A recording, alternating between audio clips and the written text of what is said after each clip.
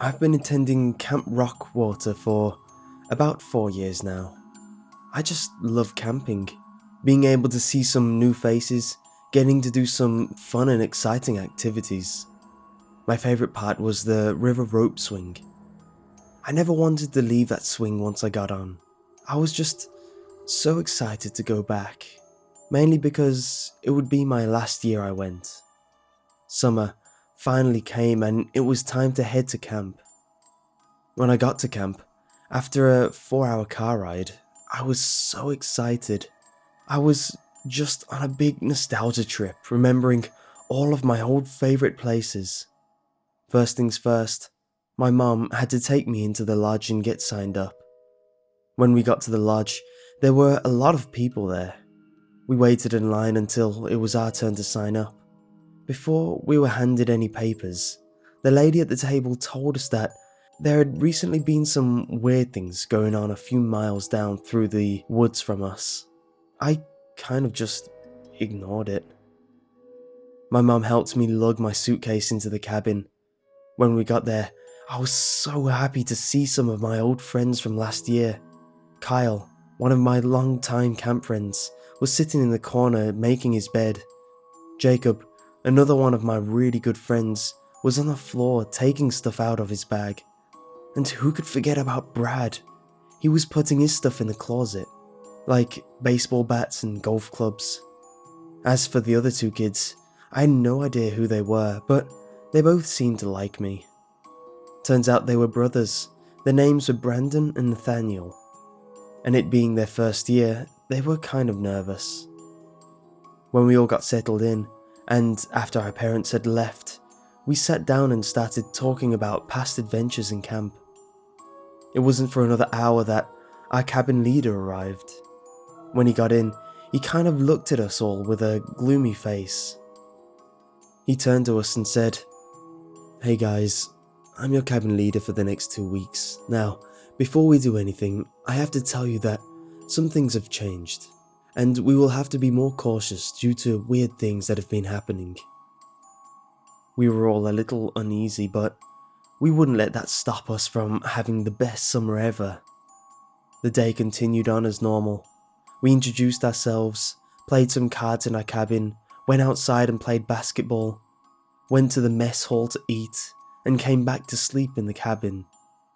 It was kind of odd that there were only 6 cabins full of people. Usually there are around 30. So, the next day when we woke up, it was raining hard. The sounds of the rain smacking the metal roofs on the cabin echoed off to the distance. The camp leader was nowhere to be found. We kids just kind of sat around in the middle of the cabin just waiting for our cabin leader to get back. We started talking about some ghost stories that happened around the camp. Some of them seemed completely stupid, but others were kind of scary. Outside our cabin, there was about 400 acres of woods. In those woods, there were some obstacle courses, the chapel, and the river. There was one more thing in the woods that nobody really knew about, because it was so far off. It was the original Rockwater cabins. There were only a few of the older cabin leaders that knew about it and how to get to them. Supposedly, back in the early 1900s when the camp was first established, 2 kids got into a fight in the cabins. One kid killed the other in his sleep. He had apparently taken a heavy rock and dropped it on the other boy's head. Legend has it that the presence of the boy who was killed lurks around the old campground and chapel. The boy could be sometimes seen crying at the back of the chapel. Someone even said they went to the cabins and saw his head peeking out from one of the windows. At this point, everybody in the cabin was really scared. I swear Brad was going to have a panic attack. Our camp leader came rushing in through the cabin door. He told us that we need to pack our things and go to the lodge. We will have to be calling our parents in the morning to tell them to take us home. We walked all the way from our cabin to the lodge in the rain, completely drenching our stuff. When we got there, only 4 other cabins had been there. As I was sitting next to the fireplace with my cabin mates, we overheard people talking about what was going on. Someone had said that all of cabin 6 had gone missing after returning from the chapel. Later that night, I woke all of my friends. I wanted to go check out what had happened in the woods. Though, at first, they were very hesitant, they still agreed to tag along with me. We grabbed a few flashlights and snuck past the cabin leaders that were sleeping near the exit. When we got outside, it was still raining, but now it was pitch black outside. This still didn't stop us from heading over to the woods. When our group finally got to the mouth of the woods, Brad and Jake just couldn't do it.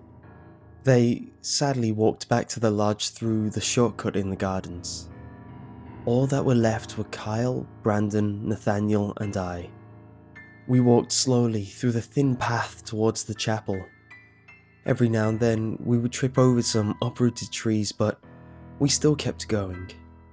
We could see the chapel ahead of us, but there was something wrong. It was very quiet. The rain had stopped, there was no wind, nor any kind of animal in sight. As we walked up to the chapel, Brandon, who was carrying one of the flashlights, just started screaming. He ran as fast as he could back towards the camp and dropped his flashlight. The light was shining towards the chapel, and through one of the illuminated windows, we saw a face of a child crying. We all screamed and started to run towards the camp. Out of fear, we lost all sense of direction and had no idea where we were. We came up to the ravine that led down the river. There was a small black figure that blocked our path. Our only way out was taking the ravine. Nathaniel, Kyle, and I began scaling down the side of the ravine, and we noticed another figure, but of our own. I shined my flashlight down a ways, and there was Brandon, lying dead. His head smashed in, blood everywhere. He must have tripped on an uprooted tree and fallen down the side of the ravine. But we had to just keep running. We were halfway down the ravine. We could feel the sweat falling to our eyes, like ocean water. And there it was again, a figure of a little boy standing at the end of the ravine, waiting for us to play with him. I told everyone to just keep running. I looked behind us and Nathaniel had disappeared, completely gone. Kyle and I saw the old stairs coming up on our left that led back up to the back part of camp. When we got to the stairs, and we were almost to the top, we could hear a kid saying, "We can play with the rocks." We didn't stop to look back. We ran all the way to the lodge. When we got there, all of the cabin leaders had been awake. 2 other cabins had left to go investigate what was going on in those woods.